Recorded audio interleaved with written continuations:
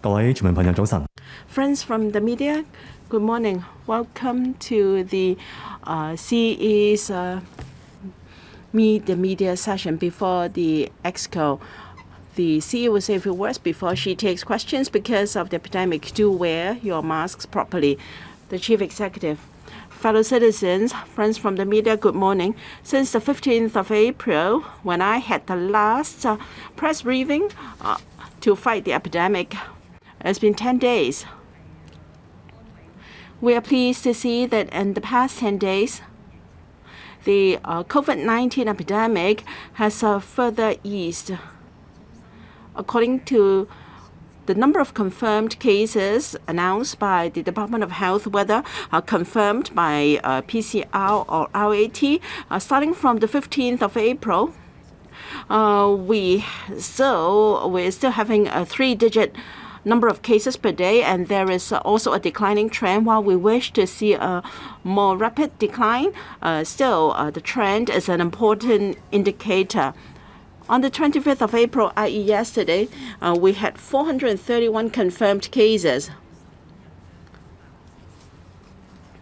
down more than half compared with 946 cases we had on the 15th. As regards other indicators where we used to monitor the state of the epidemic, we have seen quite substantial fall as well. For instance, now we're doing a sewage surveillance program for the whole territory. The viral load per capita dropped from 68,000 units per kg on the 15th to 26,000 as at yesterday. As regards the restriction and testing declaration as a result of the surveillance program, now the percentage dropped from 0.73% on the 15th to 0.23%, down about 70%. As at yesterday. As regards our compulsory testing notices, the number of the percentage of positive cases dropped from 0.61% to 0.32% from the 15th to the 25th, down almost half.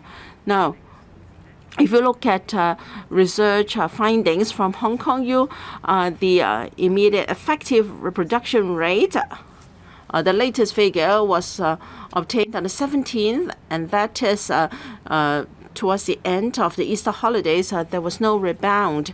It was still 0.4736. As regards the daily rate, yesterday it was even lower. It was 0.08%. That is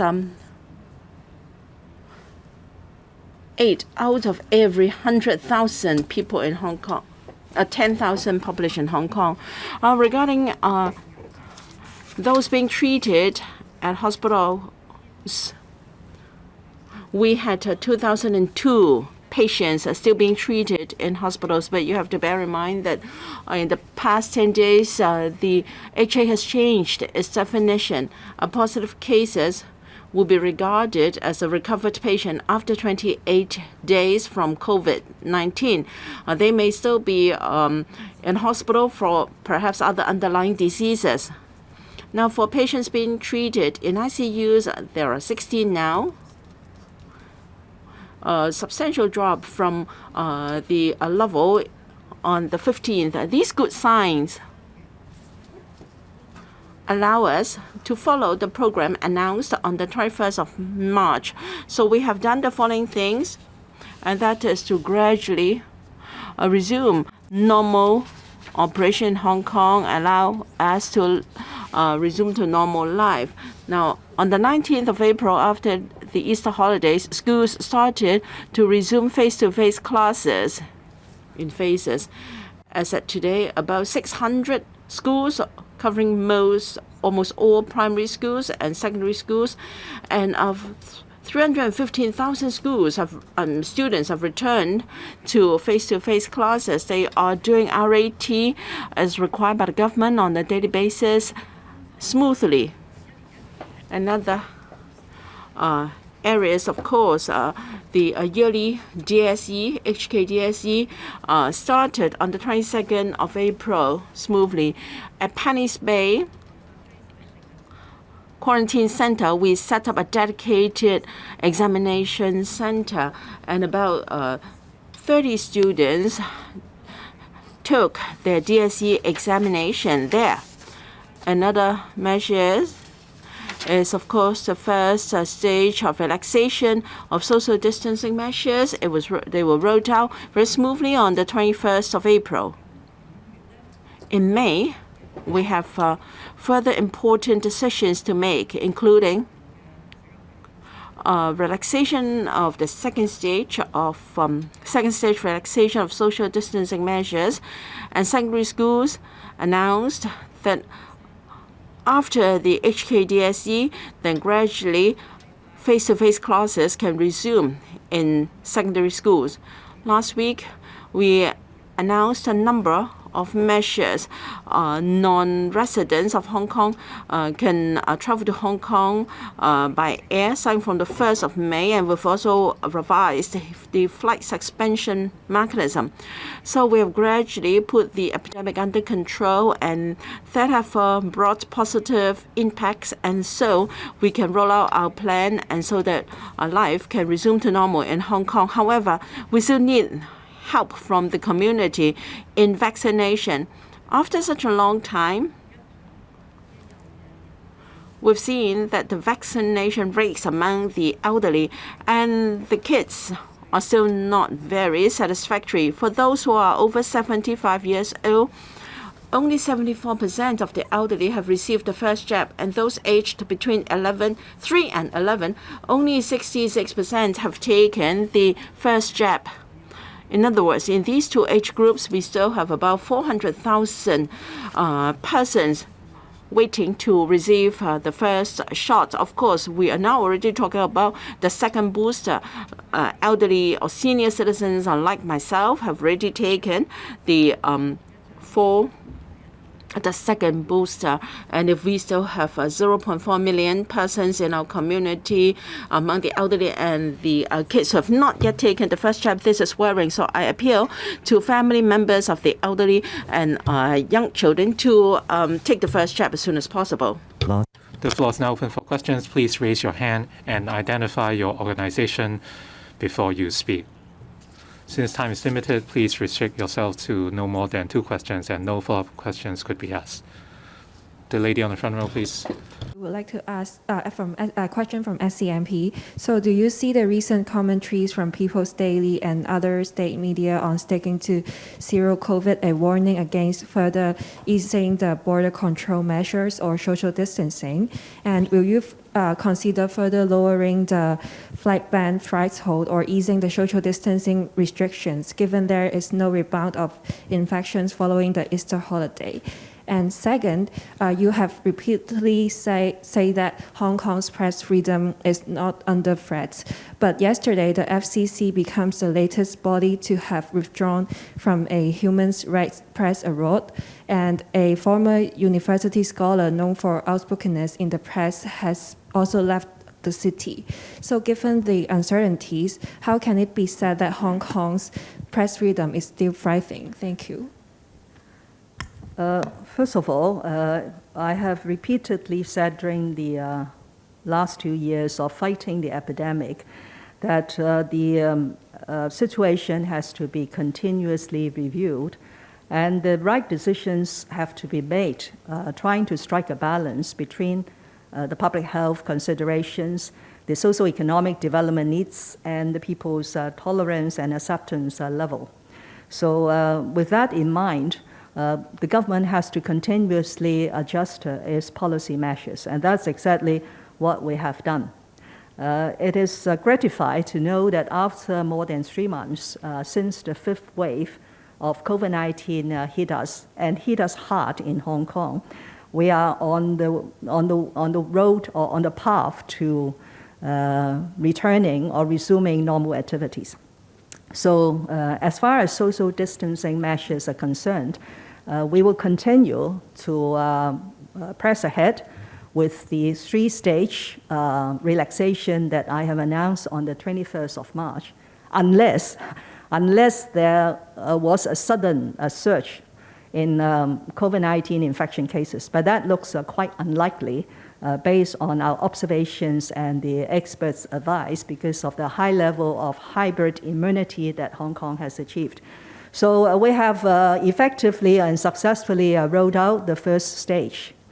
And I noticed that many Hong Kong people, many restaurant operators are very happy with this first stage relaxation. So the second stage is intended to take place about a month from the first phase. That is maybe the second half of May. So this is the plan at the moment. As far as border controls, these are still very important measures in order to reduce the importation of infected cases into Hong Kong, especially when many places are already removing their restrictions and social distancing measures, etc. So we still have this policy to prevent and reduce a large number of imported cases into Hong Kong. But again, using my analogy of trying to strike the balance between the three factors, we have made certain adjustments and announced them last Friday to take effect mostly on the 1st of May. So for the time being, we don't have any further plans to further relax the border controls or the flight ban or the flight suspension measures that we have put in place. About press freedom is one of the rights and freedoms enshrined in the Basic Law. And in the last 25 years since reunification, all these human rights and freedoms have been safeguarded and upheld in the Hong Kong Special Administrative Region. But from time to time, there would be some concerns and worries arising from isolated incidents. So I would say that the two examples you have given are those isolated incidents which might have given people that impression, especially people who tended to misunderstand the constitutional safeguards for press freedom. And that is, one has to observe the law in exercising your freedom. So I have no particular comment on those two incidents that you have quoted, because the first incident is an award event which was organized by a private organization. If that same organization decided not to hold that event, a government official could not comment on it. The answer has to be given by that particular organization. And the second incident is about people leaving Hong Kong, whether for good or for a short while. This is in exercise of individual freedom to enter and to exit Hong Kong. Again, it is a right enshrined in the Basic Law. Thank you. 下位記者提問。後 Next question, please. The lady on the back row, please. Good morning, this is TVB. The daily caseload is some 400 cases in terms of social distancing measures and the relaxation of travel from non-Hong Kong resident inbound travelers. Does it mean that it's no longer realistic to achieve zero cases? Are you going to pursue compulsory universal testing? And given the relaxation of social distancing measures, would some of the isolation facilities be closed down or suspended? Like I said, over the course of the pandemic, we have to consistently review the situation in Hong Kong. And we must consistently evaluate the measures to be taken by the SAR government. And in the process, we must consider the social economic impacts, or else we would have to pay a very heavy price. Meanwhile, we must also consider the acceptability of the public as well as public health needs, especially if the virus could have far-reaching consequences. So we must continue to keep tabs on the situation, and we would make an announcement at an appropriate juncture. As for the current community isolation facilities, with the support of the central government, their capacities have been reinforced significantly.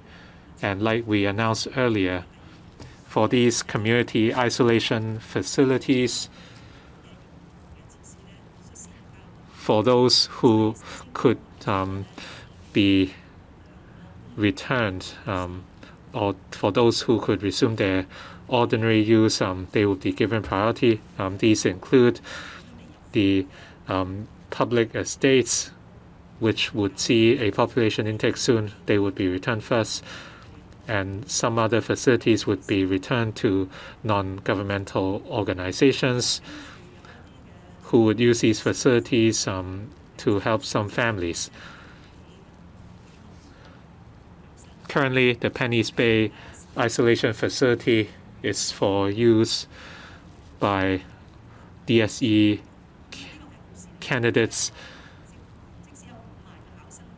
and the capacity is well under the limit. Even if we have 50,000,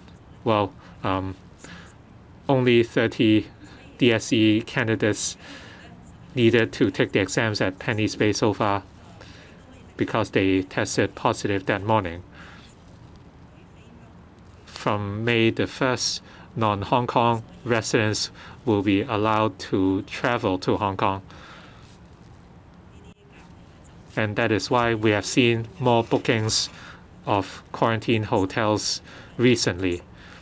But the hotel occupancy rates are only at 60 to 70%. Some hotels might be more fully booked than others.